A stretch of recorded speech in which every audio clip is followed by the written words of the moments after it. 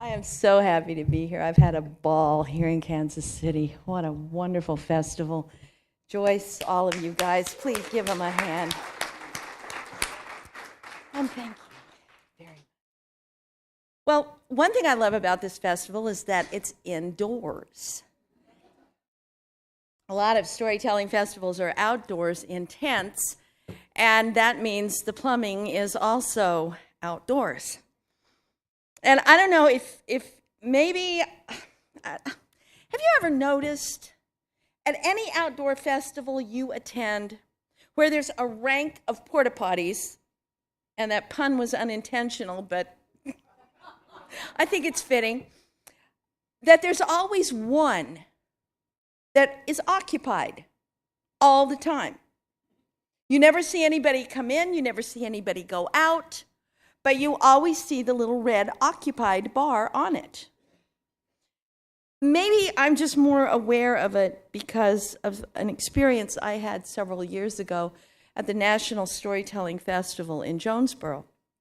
I've been to like 21, 22 of those festivals attending. And in this particular year, well, every year, I like to get there early when I can.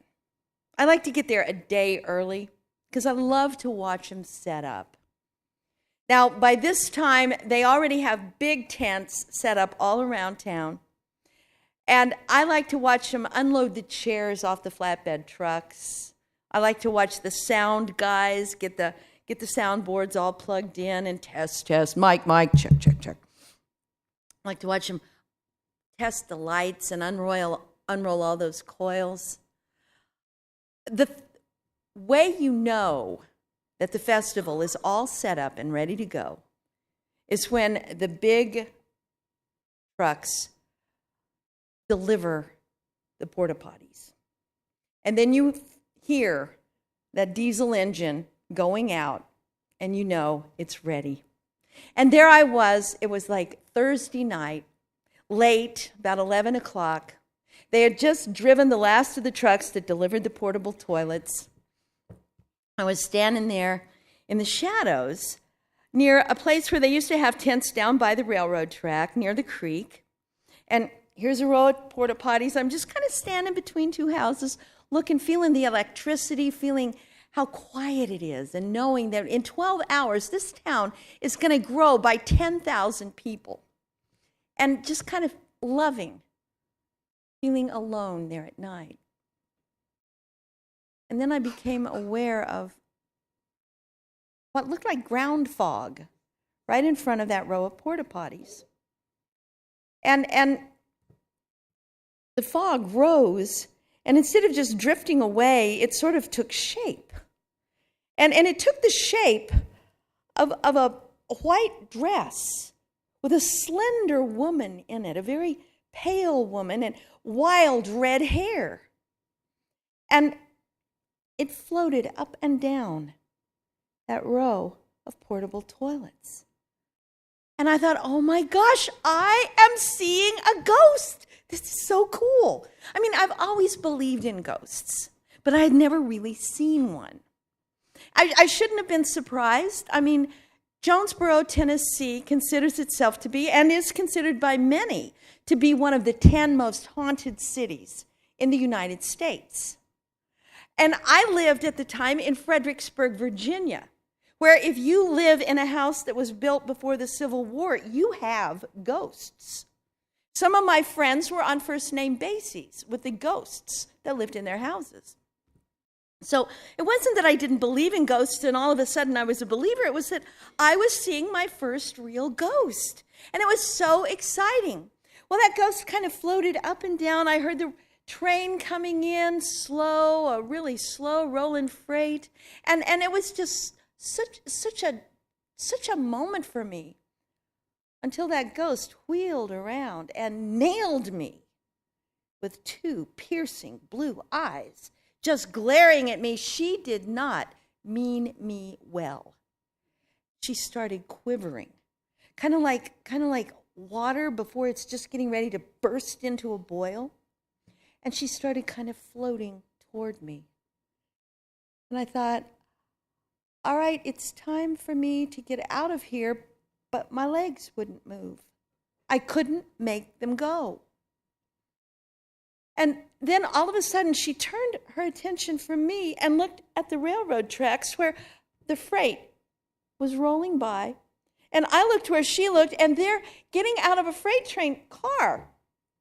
I saw this guy jump. It was going slow, and he just kind of jumped off, got his balance on the ground, and started walking toward me. I thought, my goodness, they still have hobos these days? People still ride the rails? I couldn't see him in the shadows. I could just make out a bushy white ponytail.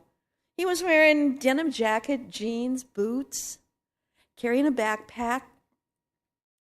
And I thought, oh, great, this is fantastic. I'm frozen to the spot.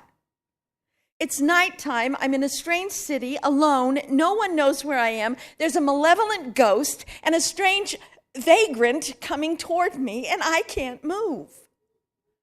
Well, I needn't worry about the guy getting off the train because he was not interested in anything but that row of porta potties. And he let himself in the first stall. I saw the red occupied sign slide into place. And then I saw that ghost drift over to that one door.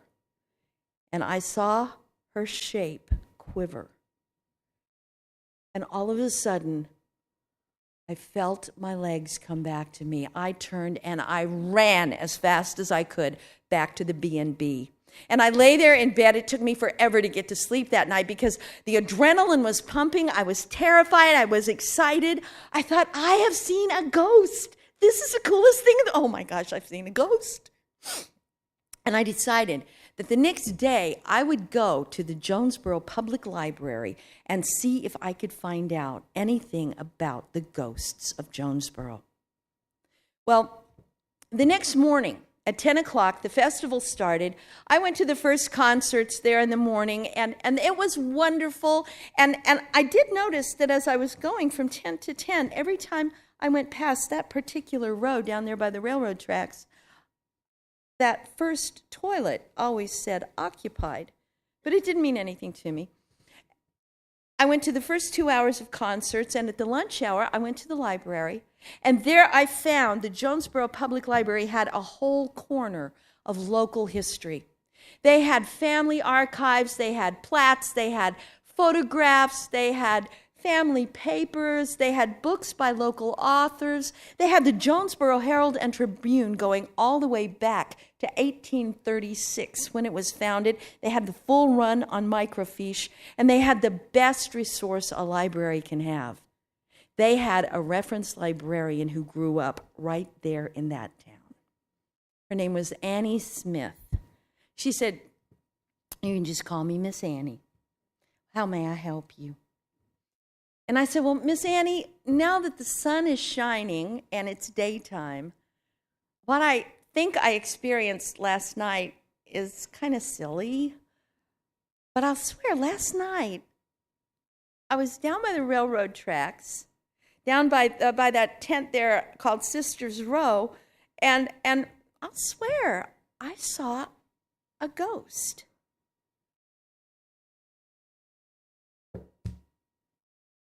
What did this ghost look like?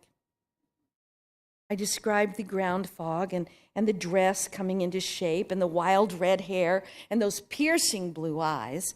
And the more vividly I described my experience, the more agitated Miss Annie became. She said, "Well, I had hoped this nonsense had been put to rest decades ago. But it seems it rears its ugly head once again." And I said, "You're right, Miss Annie, you're right. I'm being ridiculous. I'm a grown-up. I should know better. I'm wasting your time. I'll let you get back to work. I'm sorry to bother you." And I turned to leave, but she reached out to pull me back. She said, "Darling, no. No, I wasn't talking about what you told me." She said, "Honey, I believe you saw what you think you saw. In fact, I know who you saw. You saw my grandmother's first cousin, Eulalie Stinchcomb." I said, "Eulalie Stinchcomb?" "Yes, Eulalie Stinchcomb. She was the beauty of Washington County, Tennessee. Headstrong but beautiful. All the men loved her. Oh, my grandmother told me such stories about Eulalie. Well, she came to an untimely end on the night of her 19th birthday. I said, really? Are you at liberty to share how she died? Miss Annie said, well, just step over here to the microfiche, honey. I'll let you read all about it yourself. So I sat down at the microfiche reader. She got one of those Jonesboro Herald and Tribune boxes off the shelf. She found October 5th, 1895. Put the film in the microfiche reader, wheeled it to the obituary page, and there I read how Eulalie Stinchcomb, beloved daughter of Dr. and Mrs. Cyrus Stinchcomb, died tragically on the night of her 19th birthday in an attempt to elope with her sweetheart. It seems Miss Eulalie was climbing out the second-story window to where a ladder was leaned against the house. And on her way down the ladder, her little French heel caught in the hem of her dress and sent her plummeting to the ground, broke her neck. She died instantly. The obituary said her father, Dr. Cyrus Stinchcomb, had only one thing to say, and that he found comfort in the knowing that his sweet daughter didn't have to suffer, that she died the minute she hit the ground. It also went on to say that there would not be a public funeral, that Eulalie would be buried at home under the rose arbor that she loved so much, and it would be a private service there in the family parlor. Well, I looked up amazed, and Miss Annie was looking down at me. She said, you know, that was a totally senseless death. Eulalie could just as easily have slipped out the door of her room, gone down the servants' stairs, through the kitchen, out the side door, and met him in the backyard. But no, my grandmother said that Eulalie had been talking for weeks about how romantic it would be to descend the ladder into her true love's arms and to ride away on a steed to the next courthouse. She said, well, you know, when a person dies so suddenly and so out of season, so young, you expect them to come back and visit the places they loved.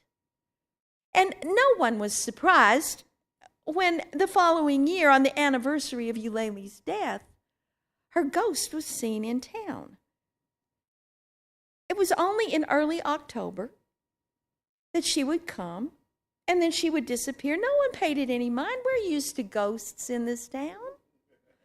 But, you know, what we didn't quite know how to explain, my grandmother told me what they didn't quite understand, though, was that the gardener noticed that on those nights that Eulalie was seen, the next morning over her grave, he might find a little pile of bones, maybe just little femurs or beaks or a little pile of feathers from some little animal.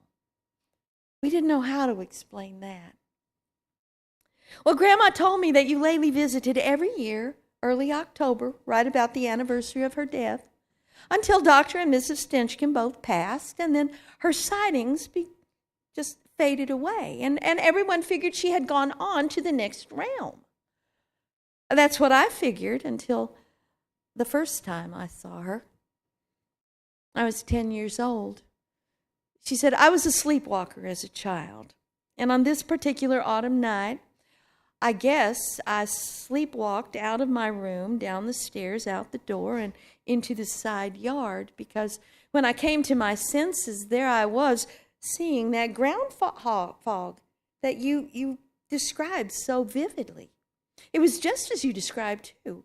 It took shape, and then the wild red hair, and then she wheeled around and looked at me and started coming closer and closer and closer, and as you described, I could not move my legs as much as I wanted to. And I knew that she would harm me if she got closer to me. Well, at that moment, the chickens in the chicken house behind her started making a noise. You see, after Dr. and Mrs. Stinchcomb died, the old Stinchcomb house, it had been so lovely, and it fell into disrepair. But finally, a new family had moved in. They had painted the place. They had put in a garden. They put in a chicken house right where the rose arbor used to be. And it was looking like its old self again. We were happy to have them as neighbors. Well, those chickens made a little fuss and bother in the chicken house, and the ghost of Eulalie. And I knew it was her because I had seen her photograph in my grandmother's photo album. There was no mistaking who it was. That ghost of Eulalie came closer and closer, and then those chickens started clucking and making their little ruckus. She wheeled around. She went over to the chicken house, and she circled it a couple of times, and then I saw the shape of that ghost quiver like water just before it's ready to burst into a boil. And that's when I felt my legs again, and I could run. And I ran back into the house, upstairs to my room. I jumped under the covers and finally got back to sleep. Well, next morning when the sun rose, I thought I had just had a terrible, vivid nightmare, and I went down to breakfast. And I found my father telling my mother how our new neighbors that lived in the old Stinchcomb place had gone to collect their eggs that morning, and all that was left of their chickens was a pile of beaks, a pile of claws, a pile of feathers. Well, that was the last I saw of Eulalie for about 10 years. And then one night, I was walking home from a church meeting with my friends. It was early October, and I saw that ground fog start to rise, and I saw that dress take shape out the corner of my eye, and I bid my friends goodbye. I said, y'all walk home yourselves. I got to run in right now. I can't stay out any longer. And I ran upstairs to my room, and I closed the door, and I stayed there all night long because I did not want to encounter that apparition again. Well, the next morning, the whole town was abuzz about how the new people that now lived in the Stinchcomb house had gone out to feed their rabbits in the rabbit hutch under the old rose arbor, and every one of those rabbits was reduced to a pair of ears, little paws, and a little pile of teeth. Miss Annie said, the best I can figure is that Eulalie took issue with the idea of anyone or anything, any creature, befouling the sacred ground of her burial plot with their bodily functions. I said, I think you got a point there. I can buy that theory completely. But on the other hand, where I saw her last night, there was no rose arbor. There were no graves. It was parking lot. It was asphalt. Miss Annie said, honey, this town has changed so much in the last few years. Why, where you see parking lots now, there were once fine old houses, lovely neighborhoods where you now see shopping centers. Why, you don't know what went on under there before. You don't know what stood on that ground before. Well, right at that moment, we heard a roar of applause coming from some of the tents around us, and Miss Annie kind of shook herself out of a reverie, and she said, oh, goodness me, darling, I'm so sorry I talked your leg off. She said, you didn't come here to hear an old woman reminisce. You came here to hear stories. You get out there now and enjoy yourself, okay? Well, I bid Miss Annie goodbye, and I went outside, and I did enjoy the festival. There were 2 more days of wonderful storytelling. I got into it so much that I almost forgot about the ghost, about anything that happened in the library, anything I learned there. I did notice that one porta potty always said occupied, but again, it didn't mean a thing to me. And finally, on Sunday, the festival wound to an end. I like to come early and watch them set up, and whenever I can, I like to stay late and watch them take things down. I like to watch them roll up all those cables, pack up the sound equipment, fold up all those thousands of folding chairs and put them on flats for a forklift to come and lift them onto the truck to haul them away. And you know the cleanup is just about over when the big old trucks that are euphemistically called honey dippers, big old tank trucks with vacuums, come around to suck all of those porta potties dry before they haul them off. And I thought, I don't need to watch this part. I'll just go back to the B&B and get packed up and get ready to go. But I did notice there were two guys working at that one row down there by the railroad track. And the guy who was working on the front one was having trouble getting the door open. He had to get a special tool out of his pocket to get it open. And when he did finally get that door open, he staggered backward. And he stared. He shook his head. And he said, "Hey, Jake, come here."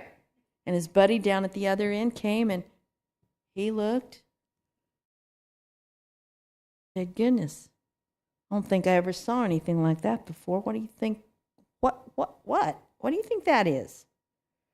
Well, I got curious, so I tiptoed between them and I looked between their shoulders, and there on the floor of that porta potty that had said occupied all weekend long, there was a big pile of bushy white hair, a pair of boots, and a set of false teeth.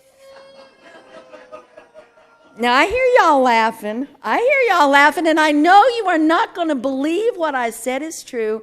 This is ghost stories after all. I'm not here to convince anybody of anything, okay? So you don't have to believe me if you don't want to.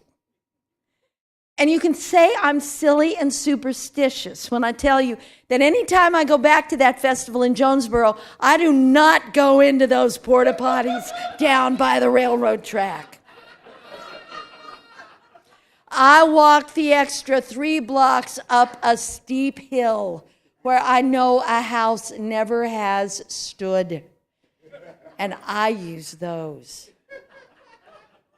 Better safe than sorry. Because, you know, in an old place like Jonesboro, Tennessee, any haunted old city, you don't know what went on in the ground beneath your feet. For all you know, it's occupied. Thank you.